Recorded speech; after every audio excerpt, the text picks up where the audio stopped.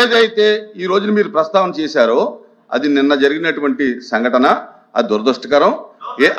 వినండి, అది దాని మీద ఇమీడియట్ గా మంత్రి గారు పెద్ద మనసుతోటి వెంటనే రెక్టిఫై అయ్యారు. దాంతో మనం కూడా దాన్ని ముగించాం.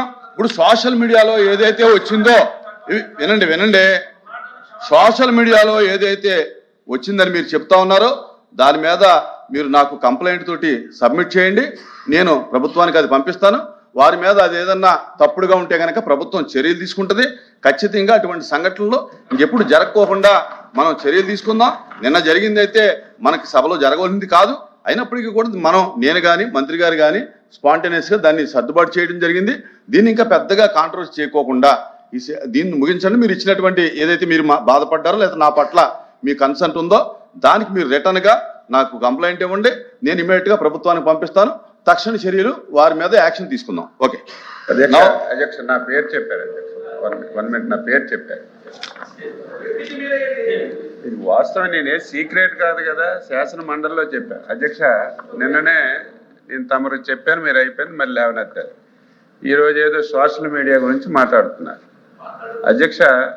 పెట్టడం వాళ్ళే, మళ్ళీ ప్రస్తావించడం వాళ్ళే అధ్యక్ష. అధ్యక్ష అధ్యక్ష అధ్యక్ష అధ్యక్ష అధ్యక్ష అధ్యక్ష ప్రస్తావించారు కాబట్టి అధ్యక్ష,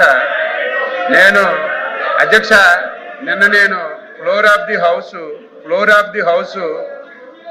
ది హౌస్ నేను ఏ మతాన్ని కించపరచలేదు, ఏ కులాన్ని కించపరచలేదు, ఏ దేవుణ్ణి కించపరచలేదు. ఎవరి అభిప్రాయాలు అనుకుంటాయి. కానీ నేను వెంకటేశ్వర స్వామిని భక్తుణ్ణి, నా వెంకటేశ్వర స్వామికి అపవిత్రం జరుగుతుందని సందర్భంలో నేను మాట్లాడన్నాను. అది అయిపోయాను. ఇంకోటి అధ్యక్ష, అదే మాట మీ అధ్యక్షుడికి కూడా అన్నాను. నేను మీరు 100% క్రిస్టియను, అవునా కాదా మీరు ఆన్సర్ చెయ్యండి అని చెప్పారు అధ్యక్ష. 24 గంటలైంది. ఎందుకు చెప్పలేదు? 24 గంటలైంది అధ్యక్ష, ఎందుకు చెప్పలేదు? నేనని 24 గంటలైంది. క్రిస్టియన్ కాకపోతే ఎందుకు చెప్పలేదు? నేను ఆ రోజు ఈ రోజు చెప్తున్నాను. కూర్చోండి. ఈ రాష్ట్రానికి ఎంతో మంది ముఖ్యమంత్రులు పరిపాలన చేశారు. బ్రిటిష్ వాళ్ళు కూడా పరిపాలన చేశారు. ఎప్పుడూ తిరుమల దేవస్థానం పవిత్రత ఎప్పుడు దెబ్బ పడలేదు. ఎప్పుడు ఇంత అన్యాయంగా జరగలేదు.